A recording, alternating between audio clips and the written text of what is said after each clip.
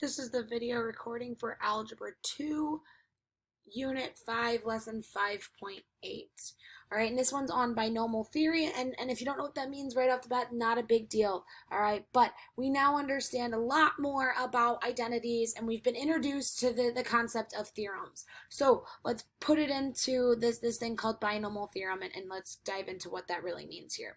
All right, so for binomial theorem, what it's talking about is unmasking or figuring out really what these shortened forms would expand into, right? We've worked a lot again with quadratics here, but now if we have something like x plus y to the power of 5, right, we have an identity or a theorem for if it's squared, and we sort of have one now for if it's cubed, but how do we keep going on? Is there a pattern, right? Is there a pattern? And here we can see, yeah, there is, right? And we'll line this up into this triangle shape, right? And it'll make more sense moving forward here. Okay, but again, remembering that x to the power of 1 is x and x to the power of 0 is 1, we can organize it in this fashion here. So if x plus y to the power of 0, right, that's just saying x plus y, but again, picking up on patterns, putting it in the same form.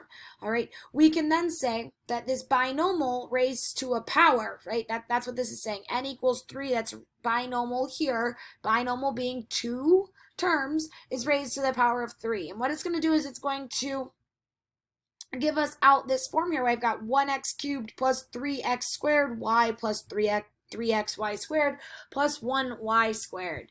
All right, and hopefully we can pick up on some patterns here, right? But we definitely can tell that the left-hand side here, that coefficient's going to be a 1, right? We can definitely tell that. All right, then here, knowing that the exponent here, the first term again, will be 1.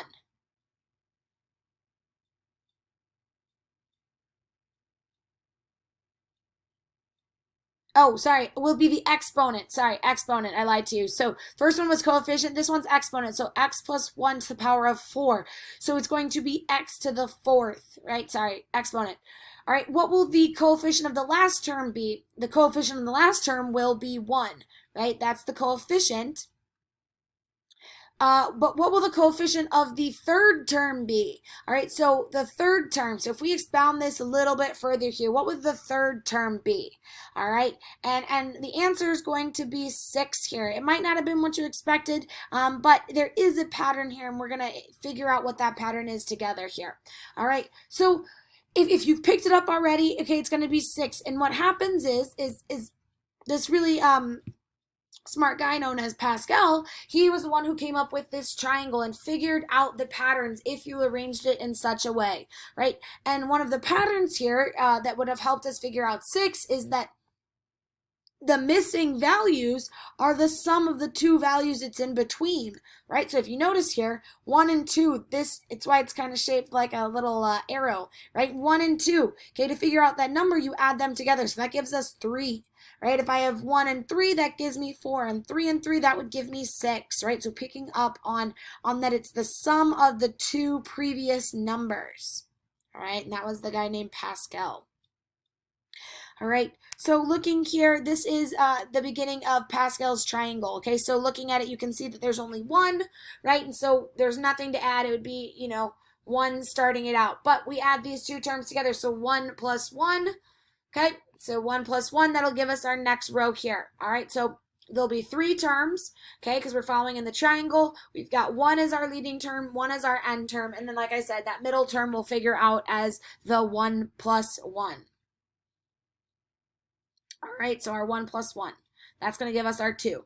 If we keep following to the 4th row here, okay, to the 4th row, it would do the same thing. 1 at the beginning, 1 at the end, add those two together. So if we keep going here, 5th, 6th, 7th row, okay, we can fill in a couple quick things here, right? The first and the last terms are always going to have the coefficient of 1, all right? So you leave that 1 there.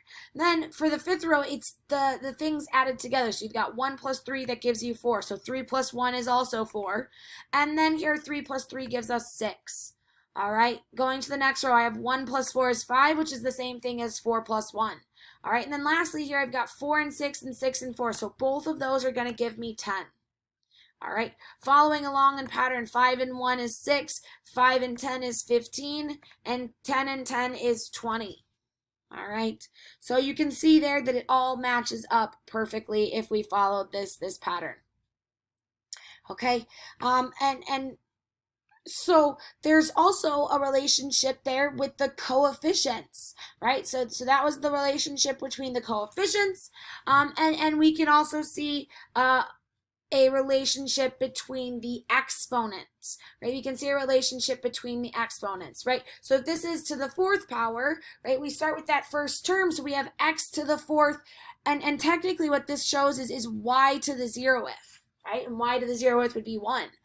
Okay, and that would be that when you add them together, the exponents are going to equal 4.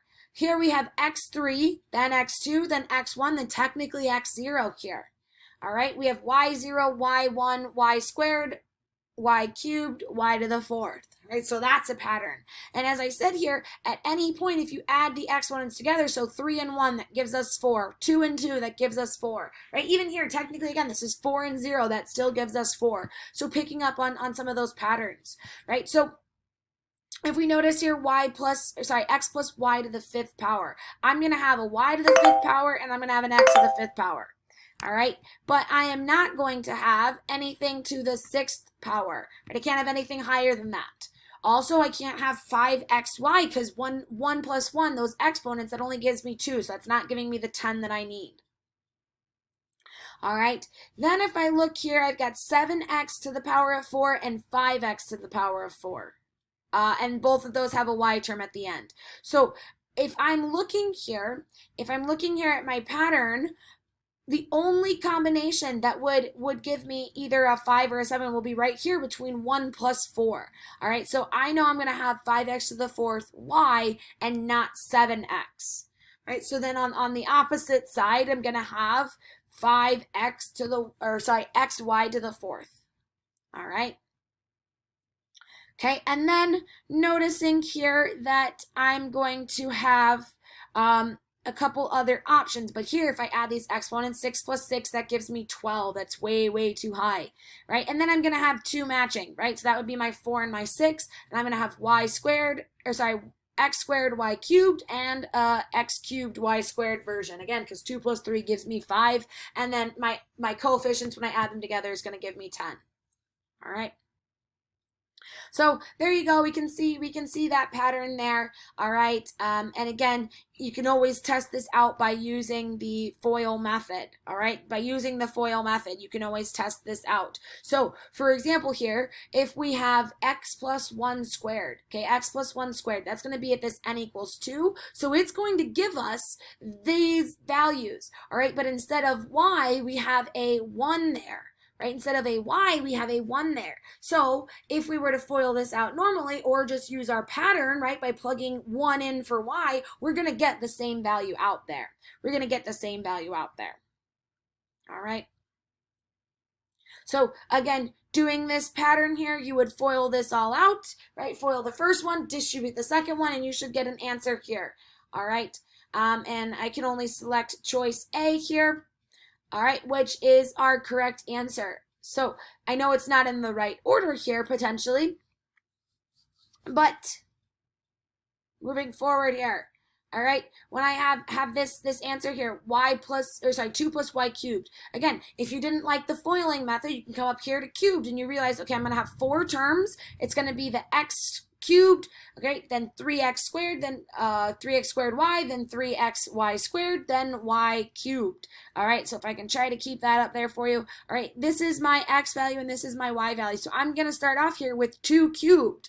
All right, so 2 cubed plus my 3x squared y and my 3y squared x, then plus my y squared. Right, so that would give me my d value down there. All right, and I can't select those answers, so again, I'll leave the rest of those for you.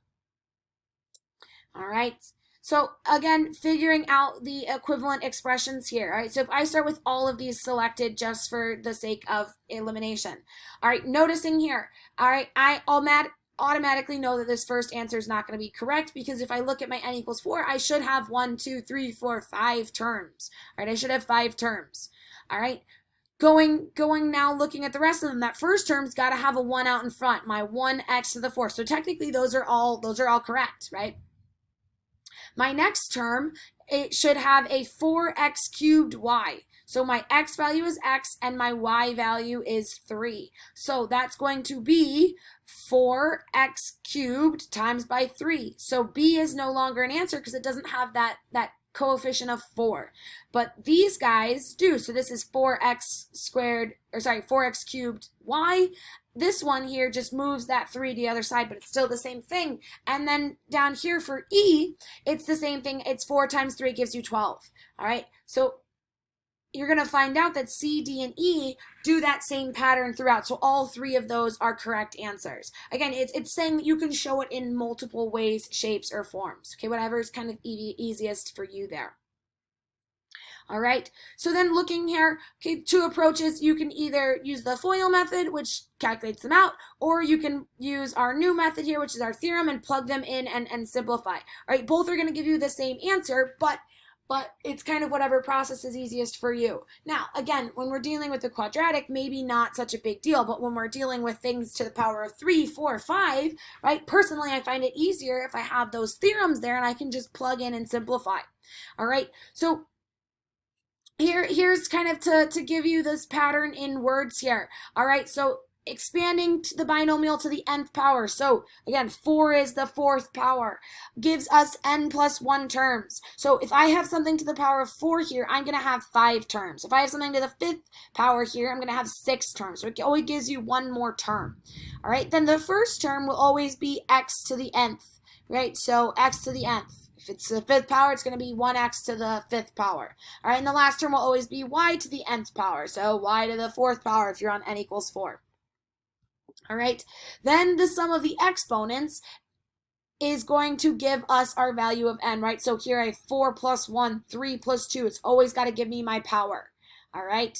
The exponents of the x term start at the highest number, right? So it starts at 5, goes down, 4, 3, 2, 1. Oppositely, y starts at 0 and works its way up to whatever the nth power is there. All right, and then the coefficients followed that Pascal's triangle pattern where it adds the 2 numbers above it. All right. So how many terms are we going to have here? We have the degree of 6, so we're going to have 7 terms. Okay, we're going to have 7 terms. What will the last term in this expansion be? It's going to be y to the 6th power. Okay. What of the following expressions could not be a term? Well, we need it to equal 6. So I have 5 and 1, that's 6. 2 and 4 is 6. This one here is the incorrect answer because 1 plus 1 only gives us 2. All right. If x to the 6 is the first term, which term is 20x to the 3rd, right? And this one should be easy. You work backwards. So if this is the first, x to the 5th is the second, x to the 4th is the 3rd, and x to the 3rd would be the 4th term. Right, so you just work backwards there. And what will the coefficients of the expansion be? Again, that's going to be your value. So the first one will be 1, then it will be 6, then it should be 15, then 20, then 15, then 6, right? Those will be your answers there. All right. So then just one more variation to this pattern here. What if we have a negative value? Okay, what if we have negative values? All right, so if only one of the terms is negative, right? If only one of the terms is negative, then you will have alternating values. So negative, positive, negative, positive, negative, positive. All right, but if both of them are negative, we have a rule here. Okay, so if both of them are negative, if we are going to an even number, right? So squared, squared to the power of 4 to the power of 6, okay, every sign will be positive, right? Because even if it's -3 times -3, that's going to give you a positive value, all right? But if n is an odd number, then all of those will be negative, right? All combinations will be negative. All right, so again, that's another way of using this to figure out some patterns here. All right, so first off, looking here, I've got a negative and a negative to the power of 3. So 2 negatives, every value is going to be negative. All right, then if I look here, I've got a negative and a positive, and it's to the power of 3. So that means that it's going to be alternating. It's going to be alternating. And as well, this one will be alternating. So we're going to have to hold off on that and see which one's which. All right. I've got x plus 2 cubed. So I should have 4 terms. And I should start off with my x cubed term. So, there we go. 4 terms, and I have my 2 value. All right, this one is similar. It has 4 terms, okay, but this one has the y value instead of the 2. All right, this one has to the power of 4, so I'm going to find one with 5 terms starting with x to the 4th. Now looking at these last two here, okay, the difference between them is that this is a negative at the leading term and this is a negative at the backhand term. So the negative value that starts off will be the negative value that starts off, but again, since they're both, one's negative, one's positive, you're going to have an alternating expansion. Same thing here, except for since it's positive, we'll start off with positive. All right, so Pascal's triangle makes it easy to do those binomial expansions, right? It makes it easier because, again, we can plug this in now. And if we wanted to, we could say, we could look at different specific terms and know that, okay, if the coefficient is this, then this is the term, and be able to really pinpoint that out. So example here is they said the coefficient for the triangle will be 70. So the 5th term is, right, 70, and then we plug in for our x values and our y values here, and we can simplify. All right, we can simplify there. All right, and again, when we're referring to some of these specific terms, okay, we need kind of a code to make sure that everybody's on the same thing. So what we can do is we can say finding the nth term and the k term. Finding the nth and the kth term, where nth is the power and k is our new column system. All right, so if we look at here, you might need to find the 4th term in the expansion x plus y to the power of 26. Right, so then what this would tell us is finding the 26th power, so our n would be 26, and our k term is 3. All right, we're going to figure out as to why k is 3 when it says the 4th term. All right, and with just looking at the picture here, okay, we have our k terms starting at 0. Our k terms starting at 0. So if this is the 1st term, but k is 0, if we went to the 4th term, that would be where our k is equal to 3. All right, so we can organize the triangle as following, and you can see that every expression on the right-hand side is shifted. So again, it's our triangle building outwards. All right, and again, highlighting that this is the nth row. These are our k columns. All right, and the k columns are organized by the powers of y. So this is y to the 0th power, which is why k is equal to 0. All right. Column 2, y is equal to power of 2, right? And then we can denote the exponent of y with the letter k. All right, we can say, all right, well, if I have n equals 5, that's telling me that our x power is to the 5th, right? And then we would be looking at this column here, right? We'd be looking at this column, and then we can denote our exponents of y there. All right, so the coefficient of the term, the k equals 0 term and the n equals 2 row. So again, we would go k equals 0 up to n equals 2, and the coefficient there is that positive 1. All right, k equals 1, n equals 2. We go up and we find it that the coefficient there is 2. Moving over another one, k equals 2, n equals 2. The coefficient is 1. All right, and again, you can do this for any combination of k and n as long as you have this. So what this is supposed to say is the x term with k equals to 4. Okay, so k is equal to 4, n is equal to 5, so that's going to be a 5 there, right? Great, perfect. Now this one should be the y coefficient, right? They just missed it. Y term with k equals this, so that's going to be a 1. All right.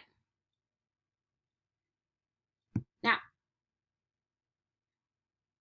moving forward here, all right, we oftentimes have things where we can have different combinations, right? We can have different combinations of people, of things, of options, right? And there's a way of figuring out mathematically how many total options you have, right? And so one of the examples they gave here is if you have 5 friends and you want to see how many possible combinations you can have of different seating arrangements. Okay, so we can multiply 5 by 4 by 3 by 2 by 1, right? Because that's kind of the arrangement. So if you have one person here, everybody else has to choose. Then you switch out that first person, right? And when we get this thing called a factorial, right? And that's a way of figuring out all potential options with no limitations. So I would have a factorial of 120 different ways that we could arrange our friends. All right. And these factorials are written as like 5 exclamation point. All right. And no, it's not saying like, yay, 5. All right. It's saying you're going to multiply that number 5 times 4 times 3 times 2 times 1, all the way back till you get to 1. All right. So if we had 6 factorial, it would be 6 times 5 times 4 times 3 times 2 times 1. All right. But we have a way of saying, okay, if I have 5 friends that I can choose from, but I only want to bring 2 friends to the movies, how many different options is that? And what we can do here mathematically is we can write it as this expression, n factorial over n minus k factorial. All right, and n is the total number of options, and k is the number of things that you are choosing. Right, so in this example here, you said you have 5 friends, so it'd be 5 factorial on top divided by 5 minus 3 factorial. Or sorry, we're picking 2 friends. So 5 minus 2 factorial. All right, and that gives us 3 factorial on the bottom and 5 factorial on the top. And if we keep it as this expanded form, you can see here 1 and 1 are going to cancel, 2 and 2 are going to cancel, 3 and 3 are going to cancel, right? Because if you have on top and on bottom, you cancel those out. So I'm actually left with only 5 times 4 different combinations. All right, and I know this is not a big deal when you only have 5 friends and 2 things, but when you start getting to bigger combinations or more complex, that's maybe not as obvious, this comes in handy really, really quickly. All right. But one of the things that we didn't consider is this thing called permutations, right? And what a permutation is it's talking about the order. So for example here, when in our 20 combinations, if it was me, Miss Glennon, and Miss Stackus, right? Figuring out where we want to sit. Whether I'm in the first seat and Miss Stackus is in the second seat, or flip-flop the other, I'm still sitting next to Miss Stackus, right? So order for that one may or may not matter, right? May or may not matter. So for example here, okay, if the set is Sam, Aaron, it's the same set as saying Aaron, Sam, or Stackus, UD, Stackus. We're still sitting next to each other there, all right? And that would be an example if the order didn't matter, right? Or what they're saying here is that this is to pick the friends to go with you, right? Pick the friends to go with you. So again, Sam and Aaron are going with you, right? Sam and Aaron are going with you, and it doesn't matter if it's Sam and Aaron or Aaron and Sam, right? That's the same thing. All right. Now, for the problem described, there aren't really 20 unique sets, all right? There's only 10, because again, if we're picking 2, right? If we're picking 2 friends, whether it's Sam, Aaron, Sam, it doesn't matter. So this number gets cut in half, all right? But it's not in half every time. The reason it's in half is because we have this equation here, right? So we say all of our options divided by how many we're choosing multiplied by how many we have minus how many we're choosing, right? And I know this is a little bit potentially confusing, so we'll do a couple examples here. But one thing I need to point out here is that 0 factorial, 0 exclamation point, is defined as positive 1, all right? So again, that's one of those things, those weird coincidences with zeros, so just bear with me there. All right, so 0 factorial is defined as 1, all right? So what we can do with this equation here is it's this thing called the binomial coefficient. And how we read this is we say n chooses k. N chooses k. And what we do is we look at the kth term of the nth row of the Pascal triangle. right? And that's what's going to give us our answer here. It's identical to if we plugged it into this equation, all right? Don't believe me? Let's take a look at this video here. Ooh, apologies. Okay, so it's important to remember that the exclamation points in the formula stand for factorial, right? You can't just get rid of them. All right, that stands for factorial. And they work out by multiplying every factor underneath it. So 5 is 5, 4, 3, 2, 1, all multiplied together. All right, so again, we walked through how to do that. Let me back it up here. We walked through how to look at this equation here. Again, you just plug in if you've got 5 things you're choosing you've got 10 options, right? You would plug in your values, your corresponding values into the equation and solve for there. All right. Or what we can look at here is our Pascal triangle here, right? We have n and k, right? We have n and k here. We can either calculate the coefficient of that term of the Pascal triangle, or we can use the Pascal triangle to figure out what the answer of this would be. So for example here, all right, we can calculate the kth term of the nth row. So if I have this equation, n over k equals 4 over 3. All right, if I multiply this out using my process, I plug in 4, I plug in 3 for my k value, and then 4 minus 3. All right, this is like saying 4 times 3 times 2 times 1 divided by 3 times 2 times 1 times 1. Right, so you cancel out the things that are the same on top and on the bottom, and I'm left with just 4. Or if I went to my Pascal triangle here, I have my n row is 4, and I'm going over my k value to k equals 3, and I'm left with my coefficient of 4, right? So it works out that way. Same thing if we do another example here. So n over k,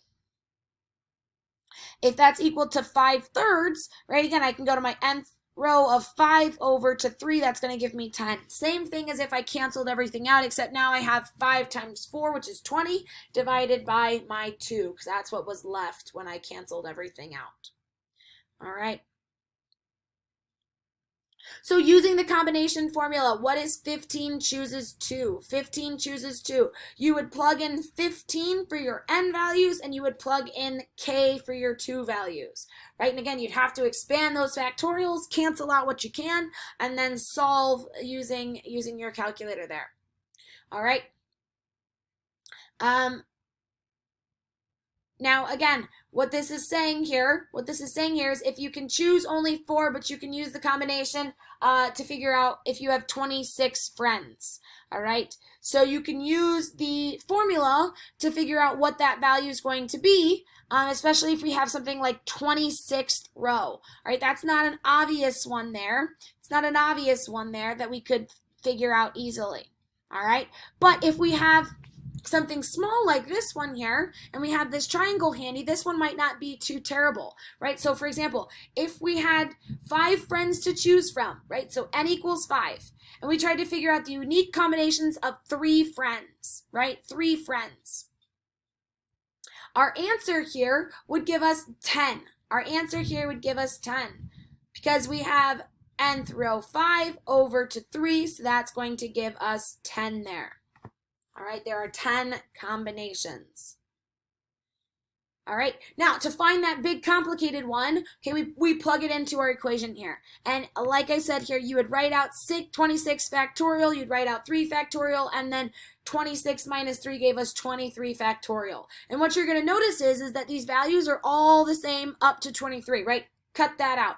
So what I'm left with here is what I end up being left with here is 26 times 25 times 24 over 3 times 2 times 1.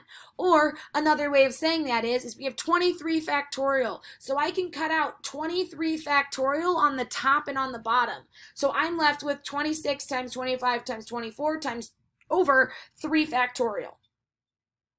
All right. So this one's saying if I have n equals 26 and k equals 5, what factor cancels out? Well, 26 minus 5, which would be this bottom here, 26 minus 5 gives us 21. So we're going to actually cancel out 21 factorial out of the top and out of the bottom. All right, so then what we can do here is putting it all together, figuring out these theorems and what this means so that we can use it to help us solve these polynomials here. All right, so first off, we'll remind ourselves of the patterns for expanding polynomials, right, that have a relationship to the binomial theorem. Okay, so I know this is confusing here, but what this is saying is x plus n is equal to, right, finding that location on the Pascal triangle, right? Finding the location on the Pascal triangle. That's all it's saying, right? Except n is that row, so this would be, again, maybe 1, 0, 1, 1, okay? And the bottom there being our y column, right? Being our y column. So when you expand a binomial to the nth power, there are always n plus 1 terms, right? So we said that there. There's always n plus 1 terms. Meaning if I'm the power of 5, I'm going to have 6 terms.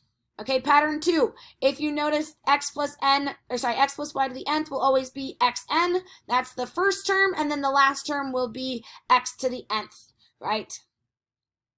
Again, it will always also have that n0 and that n behavior. That n0 and that n behavior, meaning the location of the coefficient on the Pascal triangle.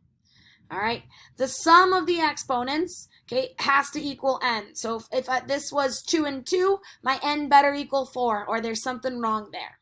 All right. Pattern 4, the exponents of the x terms will start at n and go down. So what this is saying is it starts with x to the highest term possible. So if this is, again, n equals 5, this would be x to the 5th, 4th, 3rd, 2nd, all the way down until we get to x0. All right, and opposite for y terms. So y terms start off at 0 and work their way up. So this is technically y0, y1, y2, y3, y4, y5, right? All the way until we get to y equals our n value there. Okay, you can verify this binomial theorem by using Pascal triangles. Okay, so what this is saying here is if I have x plus y cubed, it's going to give me this equation here. So x plus y cubed is going to give me that equation. All right, and what that theorem looks like is location 3, 0, location 3, 0, that's going to be a 1, location 3, 1, that's going to be a 3, right? 3 over 3, 2 is still 3, and then 3, 3 gives us that coefficient of 1 there. All right, so to save ourselves some time here, what this is saying is, again, we can then compute it. So if we wanted to use our new understanding of factorials, right, we could write this in our equations: 3 factorial over 0 factorial minus 3 minus 0 factorial. So what that's saying is 3 over 3 gives us our 3 factorial over 3 factorial gives us our value of 1 there. And again, reminding ourselves, 0 factorial is equal to 1. All right, then here we can solve using 3, 1. So again, just replacing the 0 with a 1, replacing the 0 with a 2, with a 3, and we can calculate out all of those values there. All right. So that's a way of proving using the equations that this theorem is working. All right. So rewriting it in notation that we are familiar with. Okay. And again, familiar meaning, I know it's not a little bit easier, but it's something that we've definitely seen before. Okay, so again, n is a positive integer, so we can rewrite this in the form of n, meaning if this is what I have, this is what it would look like on using the Pascal's triangle. Okay, using those locations, and then if we were to plug n and k into the new equation we have, it would result in this. All right, and then this value here, this is what we see on the Pascal's triangle. Okay, this is what we actually see here. All right, so these relationships are all the same thing. They are all the same thing. It's showing multiple things here. Okay, and this says it the best. It's just all about how these can be simplified. Okay, how these can be simplified. All right. So then moving forward here for binomial, this is what our theorem looks like if n equals 2, all right? And we've already seen this one quite a lot, but never hurts to refresh it here. If our n equals 3, right, we can do all of those different forms, we're going to end up with this expression here. And again, those are really helpful because if you see it in this form, you can immediately put it into this equivalent form if that makes it easier, or vice versa. We're working backwards from, I've got it in this expanded form, I know that that's going to be my binomial theorem there. All right, so then here, for example, to expand this theorem for n equals 3, you would write it out as such. Okay, if y equals 5, then you know that you plug the values in for 5 there. Okay, so for this one here, if this is the expanded form here, x is not just x, it's actually 4x. It's actually 4x. So when you look at the answers here, okay, the reason it's not just 4x cubed is because this is x cubed. So you actually take 4x and you cube each component. So you cube 4 and you cube x. For this one here, it's 48 because it's 3x squared y. All right, so x squared, 4x. Okay, you square that, so you're left with 4 squared, and then you have to multiply that by 3. All right, same thing here. You've got 3xy squared. All right, so for x, it's 4x, so 4 times 3 gives you 12, right? And then, again, y is untouched there. So again, this is really, really helpful for us because instead of having to plug through and do all those calculations, we can come to our shortcut, plug in, and simplify. All right, more examples here. I'll let you try that on your own there so that you can get some practice with those.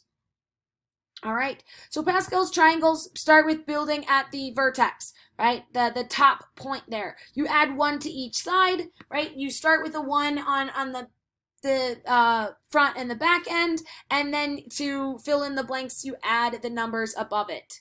All right, there are a lot of patterns there, so we went through those, so go back and look at it if you need it. The combination formula though, okay, so this is if you're dealing with something of a combination, trying to figure out how many different combinations you can have. All right, so you can use this formula here. All right, and again, n is still the row on the Pascal triangle, and k is still the y column on the Pascal triangle. All right, how do patterns of binomial expansions create a formula?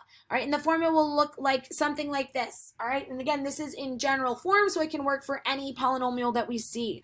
But the key is that if we have this pattern here, we can get the general equation. Then if we have any adaptations, so we have anything different than just x or y by itself, we can plug those in and simplify. Right? We can plug those in and simplify. It's a much, much faster way of being able to do these worked problems here. All right. So skipping forward into our study guide here for the sake of time. All right, there are a lot of helpful things in here, but basically it's knowing that you have this expression nk, and what n stands for is the power, and then k stands for the y term in the coefficient, or sorry, the y term. All right, binomial theorem, Pascal. Again, these are just really, really good terms for you, and being careful with this thing called permutation, right? So we had to have our final equation there based on permutation, which is where order matters, right? Where order matters or order doesn't matter. All right. So depending on if order matters or not, that's going to depend on which equation you use. All right. And for 5.8, again, there is a quiz, so you will have to take that one. I do also suggest that you look through the checkup here, but for the sake of time on this video, I'm going to leave that up to you to explore on your own. I will just state that obviously you have the ability to look at the answers, so please make sure that you try them, right? Please try them, okay? And then verify using what you've seen, okay? Try them and then verify, all right?